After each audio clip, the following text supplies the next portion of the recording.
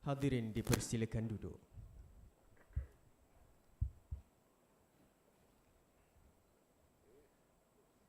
Bismillahirrahmanirrahim. Assalamualaikum warahmatullahi wabarakatuh. Salam sejahtera, salam maju Johor dan salam Malaysia Madani.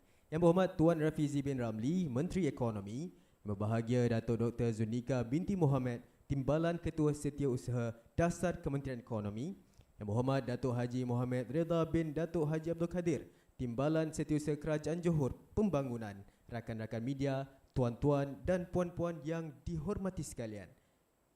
Pertama sekali, marilah kita memanjatkan rasa syukur kehadrat ilahi kerana dengan limpah rahmat dan izinnya jua dapat kita bersama-sama meneruskan acara pada hari ini. Dan bagi pihak majlis, sekali lagi kami mengalu-alukan ketibaan serta merakamkan penghargaan dan terima kasih atas kehadiran Yang Berhormat Tuan Rafizi bin Ramli, Menteri Ekonomi, serta hadirin sekalian ke sesi libat urus kajian separuh penggal Rancangan Malaysia Ke-12 2021-2025 sesi kedua rundingan dasar bersama awam pada petang ini. Hadirin yang budiman, majlis pada petang ini akan diteruskan dan diserikan lagi dengan menjemput dan mempersilakan Yang Berhormat Tuan Rafizi bin Ramli, Menteri Ekonomi untuk memberikan ucapan. Majlis dengan segala hormatnya mempersilakan.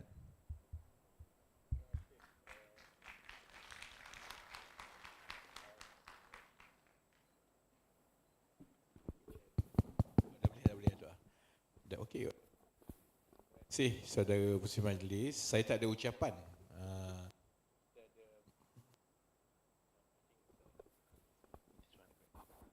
Halo. Kita ada masa. Halo. Okey. Kita ada masa yang agak singkat kan sebab saya kena bekerja balik ke KL untuk mesyuarat pukul 8 by car. Jadi agak pendek. Jadi sedikit saja pengenalan. Yang seterusnya tu kita buka terus kepada pandangan dan juga soalan maklum balas. Cuma kalau boleh sebab masa pendek, soalan dan pandangan tu kalau boleh kita pendekkan lah supaya saya ada lebih banyak masa sedikit dan boleh bagi lebih banyak ruang kepada lebih ramai peserta yang lain. Kajian separuh penggal adalah proses untuk kita realign ataupun program dan juga perancangan ekonomi kerajaan di pertengahan. Kita ada rancangan 5 tahun. Sekarang kita dalam rancangan Malaysia Ke-12 untuk tahun 21 sampai 2025. Jadi kita di pertengahan. Kita berbaki 2 tahun supaya ada perkara yang kita boleh semak, ada yang bagus, ada tak bagus, ada yang perlu dibaiki, ada yang perlu diubah dan sebagainya lah. Dan 2 tahun ini adalah cukup penting kerana untuk rancangan 5 tahun yang akan datang, iaitu rancangan Malaysia Ke-13 daripada 2026 sampai 2030, kita ada peluang untuk mencapai negara berpendapatan tinggi. Maksudnya jadi negara majulah. Dengan syarat pertumbuhan ekonomi negara kekal di antara 4 ke 5% tiap-tiap tahun daripada sekarang sampai 2026 ke 2027. Dan pada masa yang sama juga, ini peluang untuk kita membaiki beberapa perkara struktur dalam ekonomi negara supaya bila dah jadi negara berpendapatan tinggi, cabarannya itu berbeza daripada keadaan kita sekarang, maka kita boleh menangani dan terus berkembang dengan pesat walaupun kita dah masuk ke kategori negara berpendapatan tinggi. Jadi dengan sedikit latar belakang begitu, saya jemput kalau ada pandangan dan juga pertanyaan mana-mana lah.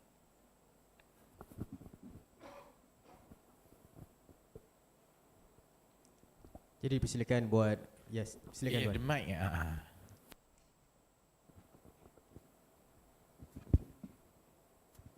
Assalamualaikum warahmatullahi wabarakatuh. Yang berhormat Menteri, yang berhormat Datuk Reda, Sir. Untuk pengetahuan Muhammad Menteri, kebanyakan waktunya Johor is being left out. Yeah, it's always Kuala Lumpur, it's always Penang, it's always Negeri Sembilan, it's always Melaka. Yeah. What is the plan that is being implemented currently? Because looking at the situation, our infrastructure is not getting any better. And population-wise, Johor is always being left out with only 1.9 million population compared to Kuala Lumpur, which is 13 million. Yeah, so our PPP, purchasing power parity, is not as strong as Kuala Lumpur. Yeah, and making things worse, looking at the situation where we have to embrace the 3.5 to $1 purchasing. Our competition is very simple, Yang Berhormat Menteri, saya daripada Pelabuhan Tanjung Pelepas. Our competition is not West Port, North Port, Penang Port. Our competition directly is Singapore Port. Now looking at the situation, Singapore punya economy, 43% of the economy of the country, which is one of the richest state in the world, is based on port. The whole country is actually a free zone. Yeah. And what is the economic sense that you want to can we bring in the expedite business? so that there are more? I understand where you're okay, coming from, sir. What is our movement RMKe-12 in terms of bringing in the infrastructure to evolve, to make us better compared to Port Klang, compared to make Johor better? I don't see any changes for the past 8 years, sir. Thank you. A few more questions. Okay.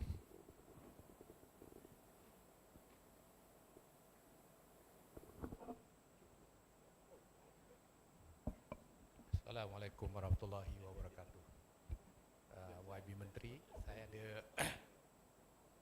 yang pertamanya, Singapura memanglah tinggi pendapatan, teknologi tinggi, skill pun tinggi banding dengan Johor. Cuma di Johor ni 20 tahun kebelakangan ni saya tengok dari segi talent kita masih jauh dengan Singapura juga. Dan di Johor ni ada satu pusat dipanggil Pustri yang dipunyai oleh Johor Corporation. Jadi saya fikir Johor Corporation dah buat banyak kerja 30 tahun. Yang akan datang ni untuk alignment Rancangan Malaysia Ke-12 ni, kita harap Pustri yang dipunyai oleh Johor Corporation tu di restructure. Apa dia food?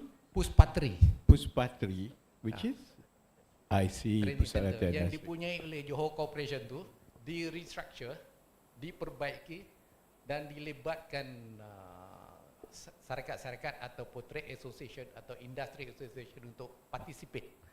Maknanya training macam Penang Skill Development Corporation ke, Penang Skill Development Center ke, ataupun macam Selangor Development Human Resource Center. Jadi itu perlu restructuring supaya talent kita meningkat tak jauh sangat dengan Singapura. Kemudian yang keduanya, dalam Rancangan Malaysia Ke-12 ni, salah satu elemennya ialah Integrated Water Resource Management. Dan Integrated Water Resource Management tu is surface and subsurface, and then to basin area. Kemudian tu diperkukuhkan lagi dengan transformation water sector.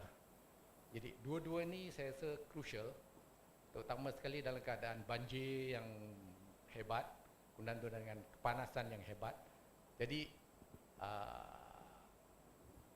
penelitian dan juga kedetailan kedua-dua proses tu harus juga dilibatkan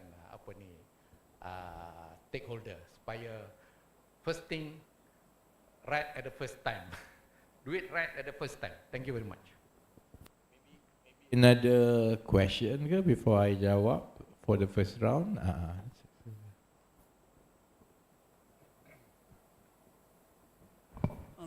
Minister Economy, I think that we must focus what's the niche of Johor. The problem is Johor government has a lot of agency, but all the agencies are very bureaucratic. They are not actually interested in the economy. I'm from the SME. Whenever we want to approach the agency for economy, nobody know how to guide you. Nobody will give you the answer. I don't know, Minister of Economy. You are not like Singapore. Right from office boy to the top, everybody understands economy. Here, Johor, you got a lot of policy, but the implementation is go all haywire. So people like SME like us, I want to approach the agency. You have idea, have business, $1 billion idea, but they are not interested. They're only interested in FDI. That's why the niche area we have, we don't know how to tackle the agriculture, which is Singapore need very badly. We can do it. We got plenty of land. Why government don't implement? Why don't give land to us? We want to lease. Tak boleh. Please look into it. The niche point of Johor that we have the Singapore need. Okay, maybe I answer dulu the first round kan. So the first question tadi pasal ports. Johor actually receive one of the highest federal allocations every year.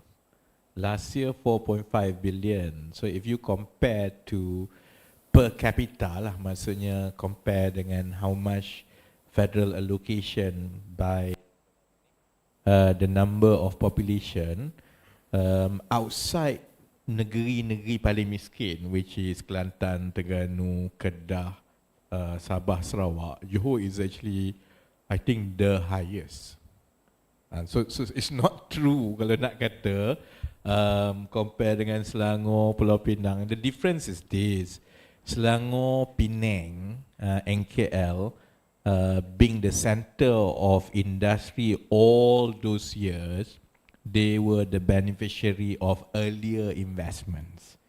But in terms of the focus now, Johor actually gets a lot more, and the next few years of big investments pun either public or private, Johor always get more. And I've explained kepada tadi Menteri Besar pun ada, Datuk Ridha pun ada, dan juga pimpinan penjawat awam kerajaan negeri. It's not so much about negeri ni lagi bagus dari negeri itu, because we understand that Johor will continue to be one of the biggest economic drivers in the country. And because of that, the allocation too will continue, and most importantly, some of the key sectors that we want to focus that offer higher value, Johor has more potential than other states. So, you know, I don't think there's any disagreement about that. On ports infrastructure, Johor punya ports ni privately owned. Jadi, I don't really get. Yalah, I'm trying to understand. Unless we are suggesting that governments put money into privately held ports, that's not how it works, kan? Jadi pelabuhan itu is dilihat kepada keperluan masing-masing. Ada pelabuhan yang dimiliki oleh kerajaan, that one proses dia begitulah. Kalau ada keperluan, ada naik taraf, ada debottlenecking, expansion, then it will go through the budgetary process. Tapi for privately owned infrastructure, then it's privately owned infrastructure lah. And so I think that's the case di dalam keadaan di Johor when it comes to ports lah. Kan? So I don't think it's too much an issue when it comes to ports dan sebagainya lah, unless we are suggesting that governments opens different ports yang publicly owned, but that's not the case lah. Di Johor memang is privately owned. Even in Pengerang pun those jetty tu is held, it's basically privately held own jetties kan. Second question tadi, in terms of training kan, the direction, in fact instruction has been given supaya we move away from supply driven training cara dulu. Maksudnya ada universiti, ada technical training, kita buat syllabus, benda orang tunggu, orang masuk, and then we deploy kan. To the demand driven, maksudnya we work very closely with the industry. I know of some of government institutions, training institutions, that had been given to private sector. Because we understand enough that we require very close involvement of the industry, because the pace which skills develops year after year memang so much faster than the pace that we revise the syllabus. And nowadays, training moves away from classroom based, more on the job, and training is done on bite size. It's no longer, classroom. Kan. Jadi, in terms of policy, that is the policy, correct. But of course, the issue is how quickly this can take off lah kan. Sebab kita ada model, contohnya macam Penang Skill Development Center. What we are looking at dekat Kementerian Ekonomi is how to bring this type of training, which is demand-driven training and upskilling, and scale it up at the national level, at the national scale. We've run a pilot test. Basically, hello, ada battery kot lah. It's okay. It's under a program called Academy in Industry, meaning that government incentivized industry to train this. Government provide some incentive for trainees to go to training based on the requirements and syllabus by the industry, which is very different from what we used to have. We used to have, you pergi ke vocational ke, you pergi kan, and then dia belajar, habis tu baru dia cari kerja, lepas tu tak ada yang sesuai. Now, because there is a demand daripada industri, cuma we just need to match, but for that to happen, government incentivize lah.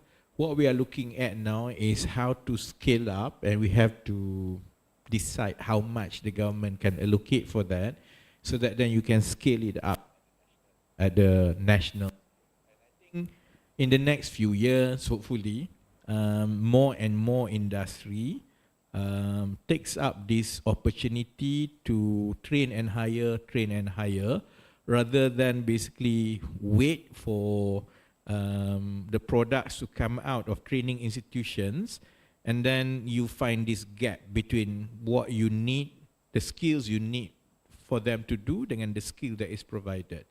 So hopefully, looking at maybe announcing some kind of national level training incentive, we are looking at it, hopefully budget announcement and so on. But directionally, yes, that's the instruction that has been given to training institute, to government departments dan sebagainya. Third question is, is about how the being very business friendly. And I mean, we get this comment everywhere, not just in Johor lah, basically generally Malaysia lah. The comments are efficiency, implementation, and so on. In sectors where we feel the regulation has to be improved, the key sectors, the process partly has been done and is ongoing. I mean, I know I keep talking about renewables, but the speed that we had debottleneck renewables regulation is one of the fastest in the region. Government has reversed the export ban, contohnya. We have allowed for self-contained RE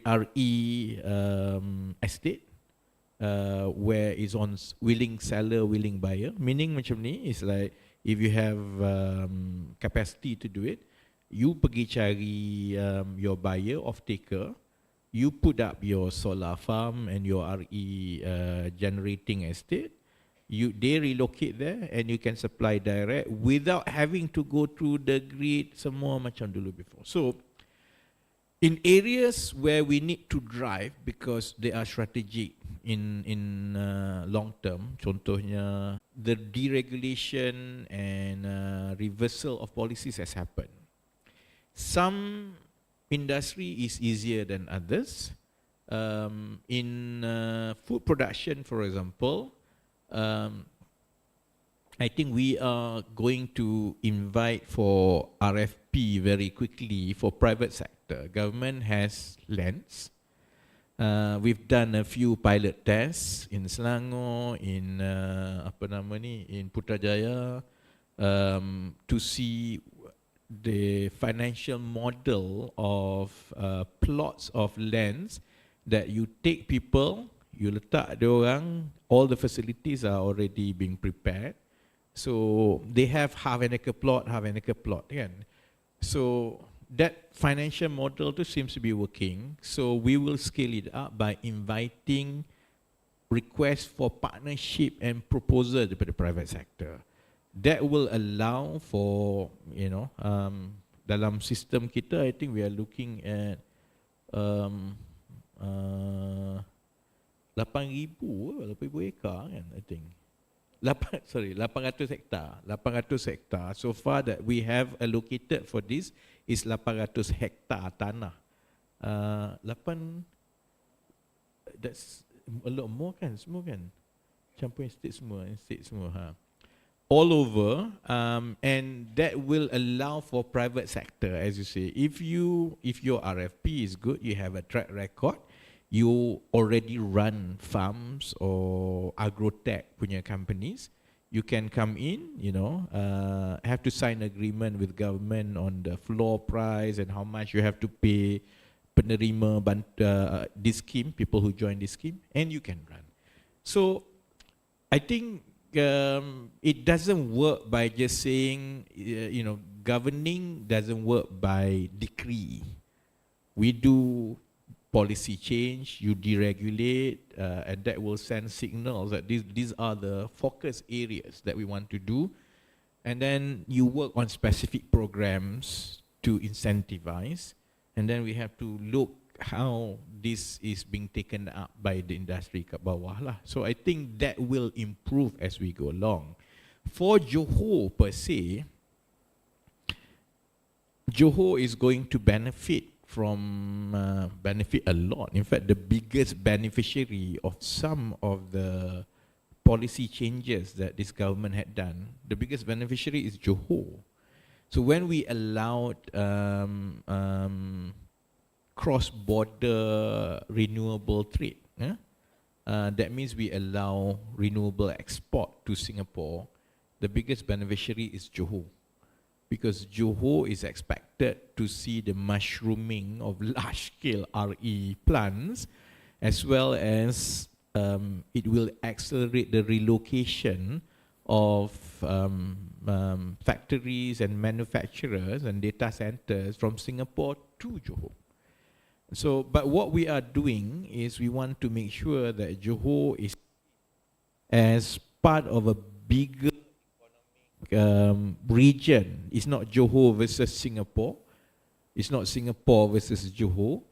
There is an overlap of how Johor and Singapore can grow together, and that's partly we will discuss and we will develop this concept with Singapore, supaya Johor benefits from the overall growth that Singapore and this region has, rather than sekarang ni is Johor as a state, Singapore as another state. So, I close my gate, you close your gate. So now we are looking at how to look at Singapore and Johor as one whole economic collective. There are things that we share, there are things that we benefit from each other, there are things that we support and strengthen each other. And that is a very different change of perspective from how we have dealt with Johor's economic planning before. All this while, we look at it as, is a zero-sum game. If Singapore gains, Johor will lose out, and vice versa. But I think the way forward that we want to plan Johor's growth, and by extension Malaysia growth, is to see how to tap into the growth market collectively in a win-win situation. I think as we go along and there will be more announcements in the next few months, then I think there will be more clarity to this concept that we are developing. Another round of questions? Yeah.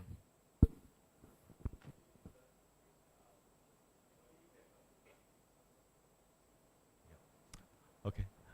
YB Minister have quoted in the mid-February statement that Malaysia going to become a high-income nation this time if the national economic growth 4 to 5%, and also second one is the currency.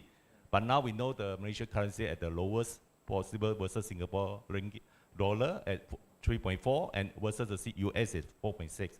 Just wonder YB have any strategy to strengthen. Even the Bank Negara have increased 0.25, but doesn't seem to help at the moment. Second is particular on the Johor. There's in the budget announcement, there's a special financial zone policy for the Iskandar Malaysia, but just wonder any further details in the action plan rollout. Thank you, YB. Tadi ada question dua, to the right and then to the left. Assalamualaikum YB. Syahir daripada UTM Skudai. So under RMKe-12, we have an emphasis on commercialization of research and information of the RMU. So moving forward for RMKe-13 and the current scenario, could you please update lah, the situation and how we universities at the present moment should plan for the future?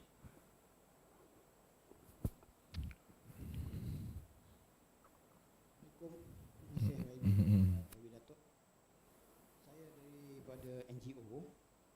Jadi soalan saya pun banyak NGO yang gaya soalan.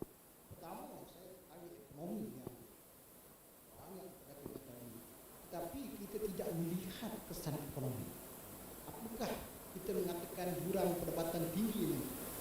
Jadi bagaimana langkah kita nak mengatasi jurang kumpulan berpendapatan tinggi nak menjadi negara maju? Sedangkan sekarang pun kita terlalu banyak jurang. Maksudnya dalam masyarakat kita ataupun berbanding dengan Singapura? Kita Okay. mengatasi jurang sebab saya tengok nampak kata berpendapatan tinggi tapi kita berpendapatan rendah.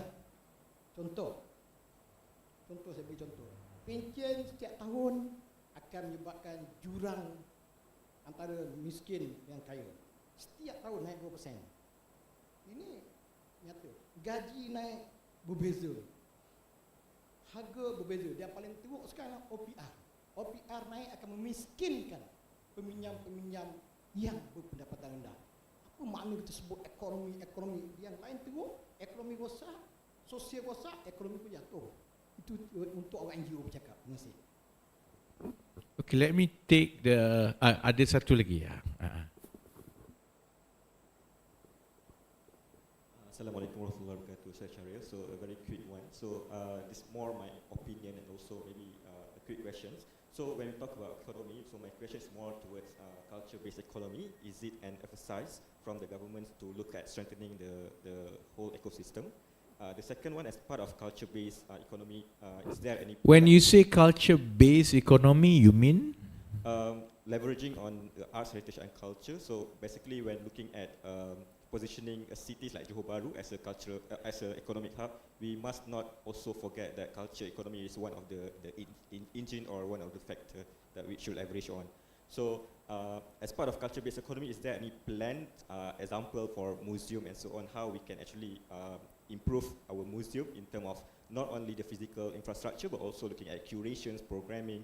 It's all about, informal education, place identity of the nation and so on, because I think it's very important. For example, in Johor, we have abundance of arts, heritage and culture that we can leverage on, and it can be part of,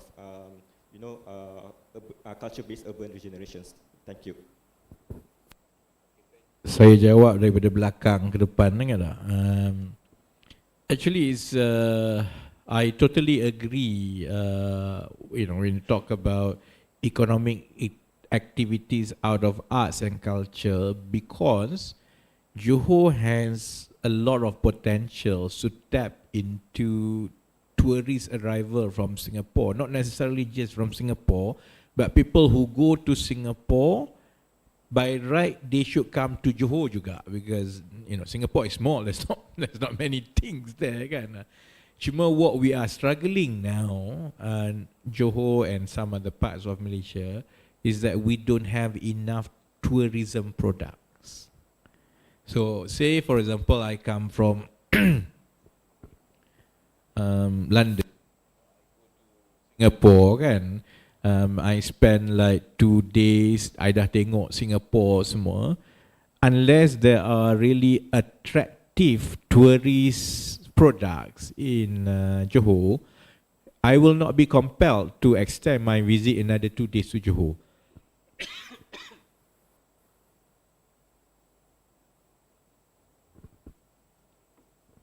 So there is an urgent need to really push tourist products, whether it's museum ke, whether it's arts and culture. Johor, more than other parts of Malaysia, actually needs to rev that up. Of course, we'll be looking at what's Ministry of Tourism's Arts and Culture's planning, their budget and so on, but we also want to look at how we can incentivize and get more private sector's involvement and investment into creating tourism products, because it is one of big potential, and that's the bit that I was explaining before, that we have to look at Johor as part of a wider economic region, not a state. Because then Johor will benefit from whatever Singapore has. If people come to Singapore, there are things that you cannot get in Singapore. Yeah, you can only get in Johor. But it must be attractive enough for people to see Johor and Singapore as part of the bigger package.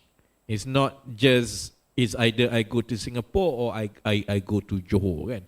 If you talk to your counterparts in Singapore now ataupun tourists, the issue is always, well, there's not much that I can do.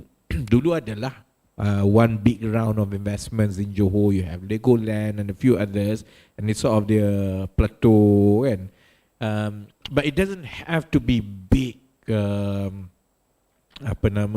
investments like that. It doesn't have to be theme park.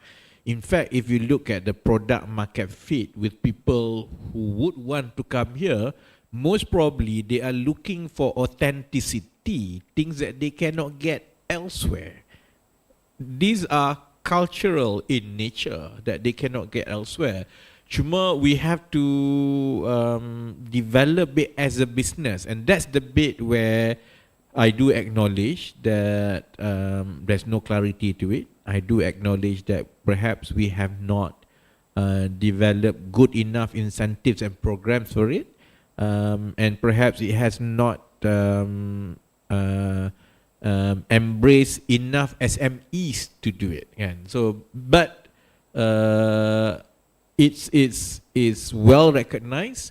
Now is about macam mana kita nak coordinate dengan state governments, dengan agency, dengan federal agency to encourage a lot more of the private sector to produce and to create these tourism products, and that will allow us to work closer with our partners in Singapore to make sure that tourism ni extend beyond the borders. It's actually Johor-Singapore, Singapore-Johor type of experience. It's not Singapore and then dot or Johor dot. And so the infrastructure for that are being looked at. Contohnya to increase ease of movement, to add a lot more mode of movements, not just yang kita ada sekarang ni.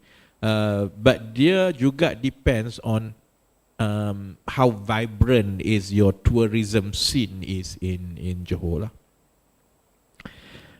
Orang punya soalan yang kedua tadi is basically, you know, the disconnect between what is the economy and what the people on the ground feels, kan.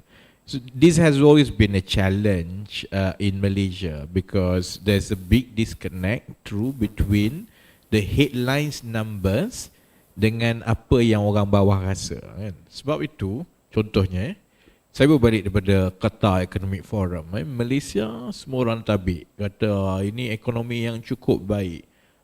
Pertumbuhan suku pertama 5.7%. Inflasi 3.3%. Tabik. Sebab memanglah di negara lain susahlah nak dapat yang macam tu. Misalnya kalau pertumbuhan tinggi 5%, inflasi 9%. Because when growth is high, usually it's very inflationary in nature. Ataupun the opposite is that, inflation tinggi, growth tak tinggi, kan. Tapi jadi di mata kasar dari segi pertumbuhan ekonomi dan inflasi semata-mata, memang betul. In that sense, secara konvensional, ekonomi baik, kan. Tapi kita ada beberapa masalah struktur dalam masyarakat. Struktur yang pertama ialah masalah gaji. Sebab itu kalau masa sesi libat urus dengan pimpinan Kerajaan Negeri Johor tadi, kan, kami tunjukkan satu perkara, iaitu dalam perancangan ekonomi negara kita ada sasaran yang perlu dicapai dari segi nisbah nisbah hasil ekonomi yang diterjemah kepada gaji dan pampasan gaji kepada rakyat berbanding dengan hasil ekonomi yang dihasilkan. They call it CE lah, compensation for employee, kan. Malaysia 36%, Singapura 38%, negara-negara yang maju ni dia sampai 40-50% lah. Jadi kita memang lagi rendah lah, kan. Sasaran kita ialah kita nak sampai 40%. Okay. Tapi Malaysia ada lagi besar masalah. Bukan saja dari segi kek ekonomi itu tidak sampai seperti yang kita kehendaki dalam bentuk pampasan gaji kepada rakyat. 36% tu sebenarnya jurang di antara yang gaji tinggi dengan yang rendah ni besar sangat. Jadi ini memang masalah struktur yang kita perlu perbetulkan kerana sebab itu rakyat akan kata tak ada makna pertumbuhan ekonomi ke apa ni, dia tak sampai kat aku, which is true because the cake tu dia lagi banyak kepada yang ke atas tu gaji besar. Sebab itu kita ada senario yang gaji boleh jadi juta-juta tapi gaji yang kat bawah 2-3 ribu contohnya, kan. Okey, perkara ini selama ini dilihat sebagai kuasa pasaran semata-mata, kan. Jadi beberapa dasar yang kerajaan terdahulu dah buat pun, yang negara kita berubah, memang ada membantu sedikit sebanyak dari segi gaji, tapi dia hanya untuk gaji minima.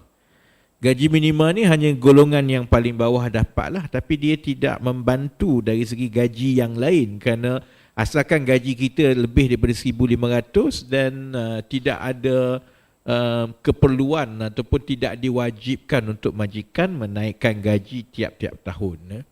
Sebab itu bila kita bercakap pasal pertumbuhan ekonomi, inflasi, kita tak boleh lari juga dengan soal gaji. Di peringkat kerajaan, memang kami sedang melihat dan membangunkan dasar dan dasar-dasar ekonomi yang insya-Allah kami tengok di Kementerian Ekonomi. Yang paling susah ialah gaji progresif. Sebab dia akan menyebabkan semua orang marah. Sebab gaji progresif ini, pertama dia memerlukan kerjasama dan persetujuan 3 pihak. Satu ialah majikan. Majikan tu termasuklah majikan kerajaan dan majikan swasta. Jadi yang swasta ni satu hal lah. Dia nak naikkan gaji secara berkala kerana undang-undang menetapkan macam tu, tak mudah lah, kan. Kerajaan pun kena kira juga. Ni nak naikkan gaji ni, kerajaan ada 1.5 juta kaki tangan awam. Kau naik gaji macam ni, kesan dia kepada kedudukan kewangan negara tu. Jadi nak lepas majikan tu dah satu masalah. Kemudian kita juga berurusan dengan pekerja. Pekerja pun nanti kalau dia kata aku nak gaji banyak ni, tiap-tiap tahun kena naik banyak ni, majikan akan kata tapi tengoklah produktiviti macam mana, hasil untung macam mana. Dah kalau tak untung macam mana saya nak bayar gaji kan. So kemudian kerajaan dari segi peraturan dan juga undang-undang nak buat macam mana ni. Sebab kalau kita wajibkan company bungkus gulung tikar, defeats the purpose. Orang hilang kerja pula kan. Jadi gaji progresif ialah satu kerangka undang-undang, insentif dan kerjasama tiga pihak tadi untuk memastikan bagi satu tempoh memang gaji golongan pekerja yang bukan gaji minima ni naik tiap-tiap tahun pada kadar yang diperlukan supaya menjelang satu masa gaji purata tu makin tinggi. Because if you leave it to the market, most probably it will never happen. So it has to be legislated. It has to be government intervention. The problem is government interventions require a huge sum of taxpayers' money to go into it, to allow it to go kan. So benda tu rumit. Tapi insya-Allah kami akan bawa secara berfasa-fasa. Dia kena bawa ke kerajaan, tengok pandangan semua. Kemudian dia kena bawa kepada pihak swasta, dia kena bawa kepada pihak pekerja. Kemudian kita nak kena cari mekanisme macam mana untuk bawa ke supaya mengikat. Kalau kita kata kena naik gaji banyak ni tiap-tiap tahun, kalau tak buat jadi apa kan. So semua perkara ini memang sedang dilihat dan insya-Allah sebab tu saya memang dah sebut pun kepada pihak media bahawa kita sedang melihat gaji progresif. Tapi saya juga boleh sebut dalam semua perkara yang kami usahakan dan kami tengok dasar, yang paling rumit adalah gaji progresif. But we have to do it. Cuma yang kita tak tahu ialah how long it will take, fasa dia macam mana. But I personally believe, and is a mission that I put on myself, that we have to start talking about mechanism for gaji progresif. Because bila kita ada itu, jadi inflasi dan sebagainya ni dia tak terlalu menekan rakyat seperti sebelum ini. Sebelum ini dia menekan ni kerana naik barang sikit je, gaji dia rendah. Jadi it takes so much more portion of the monthly income compared to inflasi 3.3% tapi gaji 20% lebih tinggi daripada yang ada sekarang ni. Disposable income dia lebih besar. Sekarang ni disposable dia kecil. One dia naik sikit je, the strain is real to Malaysian household kan. So we have to manage both ways. We have to manage inflation, we have to manage progressive wage.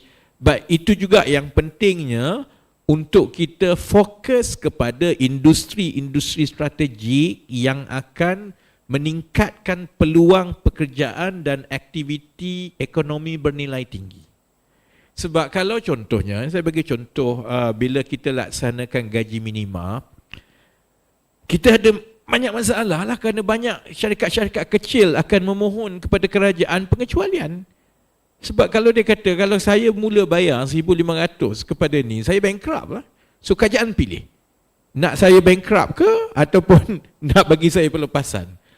So government has always been in that situation, and it will continue to be like that every time we talk about salary, so long as we don't gradually increase the level of high value content of our economy. Sebab itu kita orang push renewables. Because in the last 2 years, the biggest investments in the world no longer go kepada digital and tech ni semua. It went to renewables. Money is going into renewable because the world knows that energy security is real. Climate change is real. So most of the more high level science and technology and innovation A lot of it revolves around renewable. That's why we want to put Malaysia as a leading regional player in energy transition, because when that happens, it starts here, it creates the industry here, and then as more and more countries become more serious about energy transition in this region, we are the reference points. Services and know-how to other countries in this region, kan. Jadi semua ini bang, dia berlaku sebahagiannya melalui dasar, sebahagiannya melalui hala tuju yang jelas, sebahagiannya dengan bekerjasama dan bergaduh dengan stakeholders. But it's a must that we have to do in this generation. Yang saya tak boleh jawab is how long it will take, kan. So but it will start. That discussion will start. The focus will start. Saya doa and I hope dia tak banyak roadblock sangat lah. But I know it's difficult kerana untuk mendapat persetujuan semua tu, it will take so long. Soalan daripada UTM tadi pasal commercialization of research, kan. Dia memang cabaran besar lah. Macam kita orang buat RMK tiap 5 tahun ni, you know, you focus because a lot of money did go into research and grants to higher education, tapi we don't really see that much commercialization and value out of the research lah, kan. What I'm focusing now is on the broad ecosystem and culture when it comes to innovation and startup and digital dulu, okay? Dia mungkin tak ada kena-mengena dengan universiti sangat, you know, in the traditional sense yang apa nama ni, research and university scene. But one of the weaknesses that we have to improve is the quality and the frequency and the quantity of innovation-based products and services in this country. Sebab kadang-kadang kita tengok, you know, we have this very straightforward thinking that I have $1 million idea, and then if you give me, I will become a millionaire. It doesn't work like that. For every $1 million idea that takes off the ground, hundreds actually fail. That's just the way of the world. That's just how the way of the world. So for those economies that successfully capitalize on innovation and research and make money out of it, you have to make sure your funnel tu besar, because you know out of 100 only one will make it, kan. So that's why now we are focusing on innovation and making sure that people feel they can do it, understanding innovation society, while we fix the ecosystem yang ada sekarang. You know, I'm trying to consolidate secara keseluruhan semua agensi yang ada yang berkaitan dengan research, innovation semua ni, so that we work and streamline everything towards a single window policy. Maksudnya memanglah masing-masing agensi, syarikat yang kerajaan, universiti, each university ada research company semua, kan. Semua tu will continue because you are there for a reason. Tapi kita boleh elakkan seberapa banyak pertindihan. Kita boleh elakkan seberapa banyak yang going round ketuk pintu ni. Nak dapat satu, ketuk 50 pintu. Lama-lama give up lah, kan. So we are moving and consolidating towards a single window approach, which I hope, you know, universities and research will be part of that, because then you have a bigger access to what before this most probably only available to certain types of companies, certain types of startups saja, kan. And of course, you know, we will look at the funding stage, we look at the risk capital stage to make sure, because satu lagi masalah kita ialah kalau startup funding kat Malaysia ni, dia tak cukup untuk the angel investor and juga pre-seed ni. Selalunya orang nak melabur bila syarikat tu dah besar lah. Betul, orang nak pergi melabur lah. Yang bawah ni, yang mula-mula ni, tak ada orang nak tengok. It cannot work like that, because we must allocate enough to the risk capital in the beginning, because we know out of 100, satu je yang jadi. So from seed, only one most probably can go to Series A. only then daripada 10 series A, maybe one je pergi ke series B kan. So we have to fix the whole funnel, and it's the whole ecosystem. Is how our society, budak-budak, young graduates think about innovation. Is also how about we want to consolidate so that it's one single policy. Is also about how we want to incentivize more of risk capital so that more funding goes to angel stage rather than just post series A. But it will come in bits and pieces.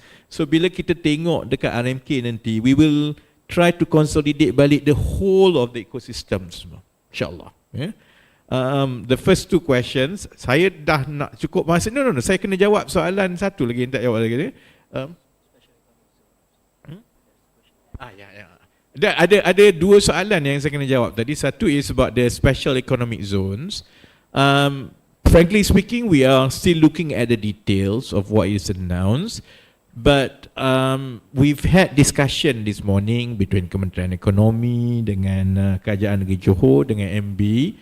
We will go to Cabinet with a comprehensive proposal about how we want to expand and push through this concept that Johor is part of a regional economic market that includes Singapore, and special economic zone is one of it. So I think we will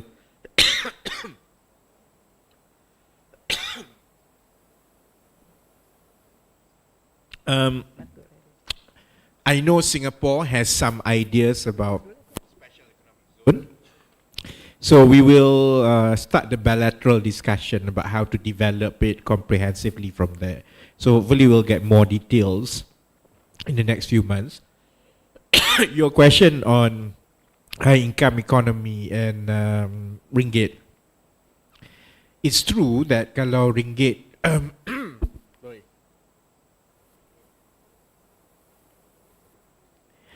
kalau ringgit continue to weaken, because the threshold for high income nation ni, the gross national income per capita changes year by year, and World Bank will basically tengok the whole world and say, okay, this year this is a threshold, okay, and it's in dollar. So you are right lah. Kalau ringgit continue to weaken, it will affect our trajectory. Although I think what is happening in US now when it comes to ringgit strength is cyclical and is unique to the situation in US now. The last 6 months we've seen 2 or 3 unique situations. It started with Silicon Valley Bank, and then what happened to Silicon Valley Bank, and then affected Credit Suisse. There was a concern about the banking sector in US, and then the current the last week's weakening of ringgit, which also affects all other currencies in the region and in the world, is basically the dragging of negotiation on debt ceiling between President Biden and Speaker of the House, because it's so. I do think that they will resolve it, and so my view is that while we cannot control some of these headwinds, global unique situations in larger markets, and what we can control is the strength of our fundamentals, which is our growth prospect, which is our inflation prospect, which is our FDI, which is our domestic demand, also domestic direct investment, DDI as well. These are all things that we control. So if we continue to focus and strengthen, beginning with government's fiscal position, and it goes into, and we continue to register growth, manage inflation at a healthy level, as that unique situation in US subsides, when they eventually settle on their debt ceiling, when Federal Reserve gives more certainty on rates outlook in the next 1 year, then this volatility will reduce, and then that's how Malaysia will benefit, because people will look at this as an economy with strong fundamentals. And once these upheavals in US subsides, fund managers and investors around the world has to decide where to allocate their assets. And Malaysia, with our growth prospect, with our fundamental, with our low inflation, certainly is a good nation to put the money. And when we continue to push for new economic narratives and projects that includes our leadership of regional energy transition and so on, Malaysia is sexy. And that's the plan. But, you know, in the short while, as we go through this storm, I think we have to ride through this storm. Okay? Kita ada satu, okay, tapi kena cepat sangat because I really have to leave by 5:15. Okay, Assalamualaikum warahmatullahi wabarakatuh. Saya mewakili Persatuan Peniaga dan Usahawan Kejora, wilayah Kejora. As we know, during pandemic, IKS menyumbang banyak untuk ekonomi negara. Betul kan tuan? Okay. Kemanakah hala tuju kementerian untuk membawa usahawan IKS luar bandar? Di mana kalau kita tengok sekarang, kenaikan gaji atau perubahan gaji hanya kepada agensi kerajaan dan swasta. Okay, pertama. Kedua, kita selalu sebut, macam tadi tuan sebut pasal mata wang Singapura. In fact, kita usahawan, kami usahawan luar bandar, terpaksa keluar duit sendiri untuk masuk ke halal fest Changi dengan bayaran 6,000, 4,000 duit sendiri. Kami dah struggle banyak. Tapi berdirinya saya di sini, saya hanya nak tahu kemanakah hala tuju kementerian untuk membawa usahawan-usahawan IKS luar bandar dan PKS luar bandar. Terima kasih. Okay, ada dua tu kan. Okay, abang dulu and then kakak. Terima kasih Yang Berhormat. Saya di sini nak mengutarakan the impact of the RTS. RTS ni rapid transit speed antara Woodland dengan Johor Bahru to be completed somewhere in 2026. Rasanya itu adalah rancangan Malaysia ke-13 pada peringkat awal. Jadi kalau boleh, the impact of that one in term of economy, in term of housing, in term of mobility, in term of industry like data center, will be the spill effect is very, very significant. Jadi kalau boleh kementerian melihat dengan ini dengan lebih sistematik, tidak secara ad hoc. Kita ada masa 3 tahun lagi, dan kalau boleh benda ini dapat dibuat dengan secara menggunakan teknologi yang tinggi dan lebih profesional. Thank you very much. Terima kasih. Okay, last question agak. Satu lagi.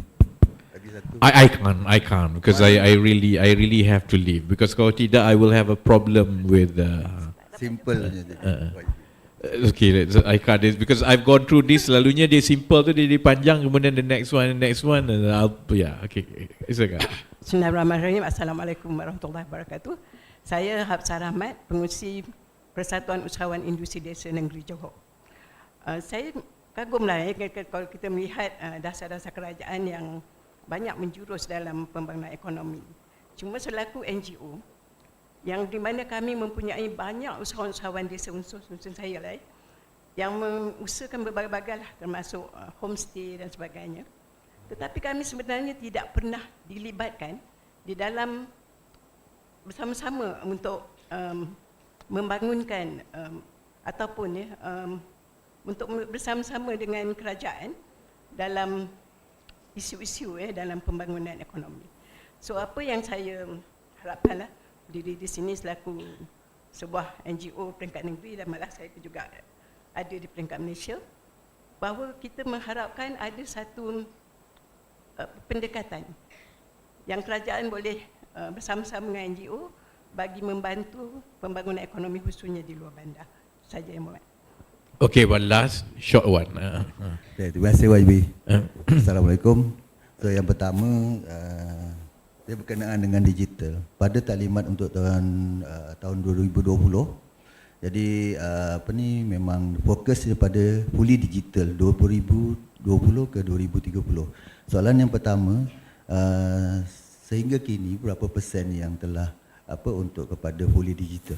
Yang kedua, okey, apa perancangan seterusnya untuk sampai kepada 2030 fully digital? Dan yang ketiga ni, maksudnya ada tak standard SOP berkenaan dengan banyak kita tengok apps seperti macam saya tak sebutlah. So yang mana yang mengenakan persen, fee dan persen. Jadi kalau kita tengok, saya dapati daripada sahabat-sahabat saya yang berniaga, yang mana kalau kata harga barangan dia RM40, dia hanya dapat tinggal RM30. So jadi maksudnya dekat situ, daripada dia nak menggunakan sistem tu, jadi dia terus tak ada sistem pasal banyak sangat persen. Jadi adakah standard persen-persen yang boleh dikenakan kepada pengusaha apps tadi tu kepada pengguna? Itu. Terima kasih YB. Okay, saya nak kena I can't. That's why I can't because this will not end. I really have to leave. Okay, I will answer because I can't. First question that I can't. I hope you can pass the questions to my officer and they will reply. Okay. But I really can't. Okay. Thank you, YB. Okay. Thank you, YB. Okay. Give me a chance. I'm Joyce here. Sorry. I just need one question because this Forest City in Johor Bahru is the 100 billion project. So can I ask for YB any solution to solve this development? And then one thing, the RTS system, is that what connecting to this project also, and strictly go to Singapore? I hope that okay, we can give because some the question tu solution. di luar masa tambahan yang dibenarkan, I will not answer here, and then can you give your name to my officer yang kat sebelah, then they will come back to you. Thank you. Okay.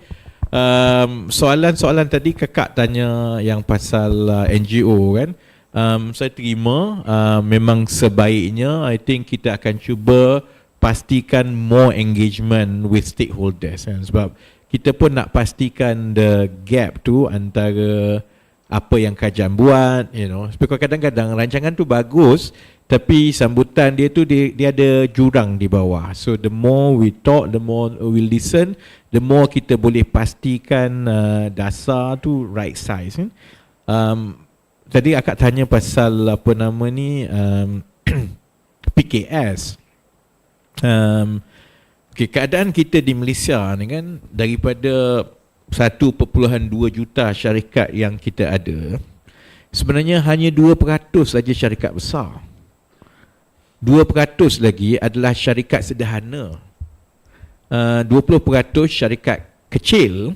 And 75% ni ialah syarikat mikro. Syarikat mikro ni maksudnya 5 orang ke bawah lah, dan pendapatan dia kurang daripada 10,000 kan. Jadi kalau akak tanya apa sebenarnya perancangan kan, keutamaan kami lah kan di Kementerian Ekonomi bila kita rancang dasar dan juga program ni ialah macam mana untuk kita bina skala. Jadi kerajaan jabatan yang lain itu memang dah ada macam-macam usaha lah, membantu usahawan yang kecil, tekun ada, sini semua ada. Tapi setakat ini ekosistem ini, sementara ia membantu usahawan-usahawan, dia tidak membantu dari segi struktur ekonomi kita. Kerana kita perlu pastikan bahawa syarikat yang sederhana tu jadi syarikat besar. Syarikat yang kecil jadi sederhana, yang mikro jadi syarikat kan. Jadi tumpuan kami dan melalui beberapa agensi, dan yang ini pun sama, kami akan umumkan secara berperingkat-peringkat. Tumpuan kami ialah macam mana kita membentuk program-program yang boleh menggabungkan dan memudahkan peniaga-peniaga membina skala mereka. Jadi selama ni bila kita cakap pasal PKS ni, orang ingat bantuan kewangan lah, dia kadang-kadang dia ingat macam mana pemasaran lah kan. But one sector ataupun one approach yang kita tak tak betul-betul perhalusi ialah macam mana penggabungan untuk dapat skala. Jadi yang itu yang untuk jangka masa pendek dan sederhana ni yang kami akan tumpukan, dan itu akan membolehkan peniaga-peniaga ni dia graduate to the upper level. Jadi yang medium scale ni, kalau selama ni dia boleh buat benda ni je, bila kita skalakan mereka sama ada penggabungan daripada capacity building, dia dah boleh beat ataupun menyertai peluang untuk yang selama ni hanya terhad kepada pasaran, kepada syarikat besar saja, and so on. Then you continue to push. Sebab itu kami tidak terlibat dalam program-program yang khusus yang dengan our job is very much a macroeconomic planning, and we work with the policy framework, and then we slowly mana yang kami bagi peruntukan kepada kementerian tertentu untuk melaksanakan inisiatif tertentu mengikut dasar ekonomi yang kami tetapkan ke atas. That's how the economic planning works, and that's the function of economic ministry lah. Jadi untuk PKS, our focus untuk 1-2 tahun ni ialah to build the streams for people and businesses to scale up. Part of it ada banyak cara lah. Part of it joint venture, part of it is matching, part of it is reverse linkages. So these are the programs yang akan dilancarkan melalui agensi-agensi tertentu lah. Abang tanya tadi pasal RTS, a lot of what we discuss so far memang mengambil kira limpahan ekonomi yang akan ada daripada RTS. Jadi kalau ikut unjuran sekarang ni pun, RTS itu pun bila dia berfungsi sepenuhnya, insya-Allah jangan ada delay 2026, yang itu insya-Allah itu pun masih lagi belum cukup untuk menampung pergerakan keluar masuk Johor ke Singapura. Maksudnya limpahan ekonomi itu memang kita tahu akan berlaku. Jadi sebab itu kita tak nak Johor jadi semata-mata sebagai orang kata backdoor atau backyard kepada Singapura. We want it to be part and parcel of the whole economic region. Ada perkara yang hanya boleh didapati di Johor yang Singapura akan bergantung kepadanya, dan kita juga ada perkara yang kita akan benefit daripada Singapura lah kan. Tadi abang yang tanya pasal digital tadi, pasal platform tadi tu, this is the problem bila kita ada oligopoli, maksudnya ada 3-4 saja yang ada kan. Jadi kita ada hanya 3-4 platform digital saja. Sebahagiannya kerana share of the digital and tech industry is like that. For Grab, for Lazada and for Shopee to be where they are now, they spend billions. Kerana belanja tu bukannya belanja untuk buat platform tu sangat, belanja marketing to grow it up to like that kan. And they have to heavily subsidize, and then they buat macam-macam lah untuk sampai ke adoption yang dia ada sekarang. Millions of adoption on each platform kan. The problem is bila dah sampai macam tu, pengguna sendiri dia tak nak pergi ke platform lain dah.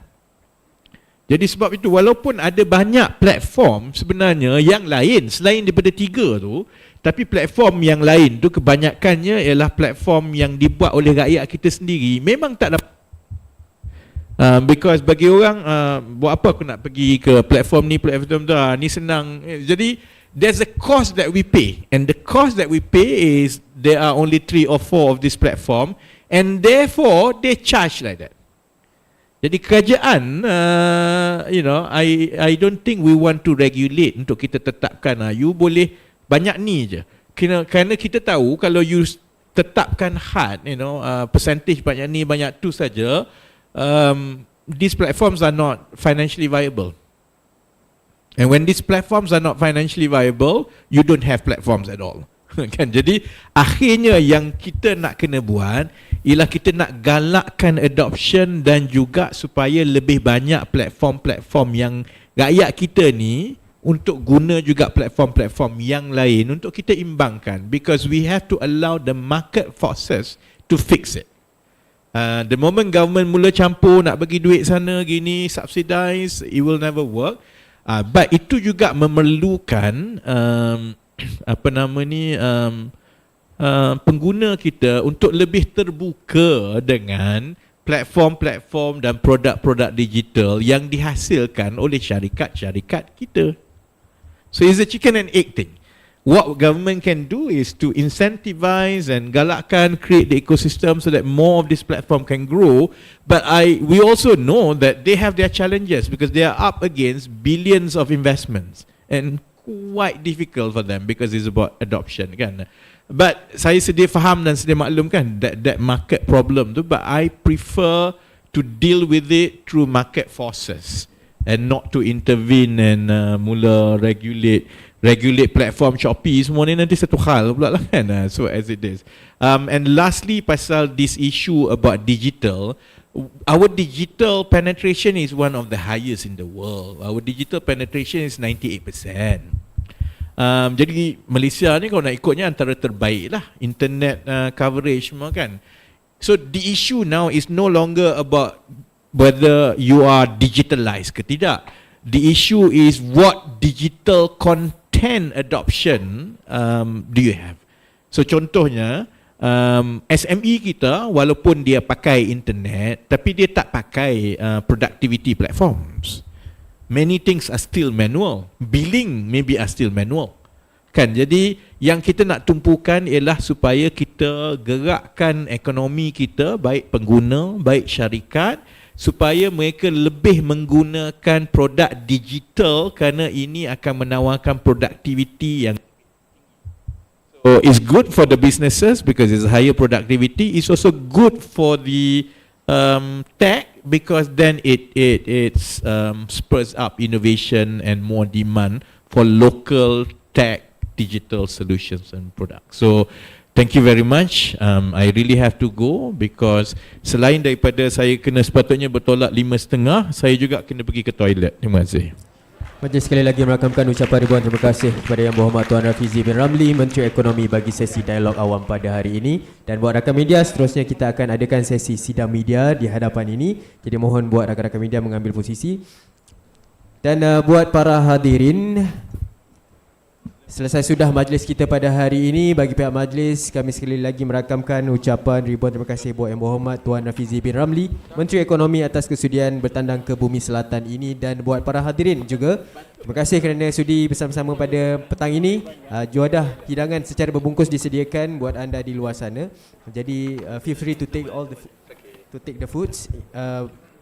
And then dengan itu sekian saja, wabillahi taufiq wal hidayah. Assalamualaikum warahmatullahi wabarakatuh.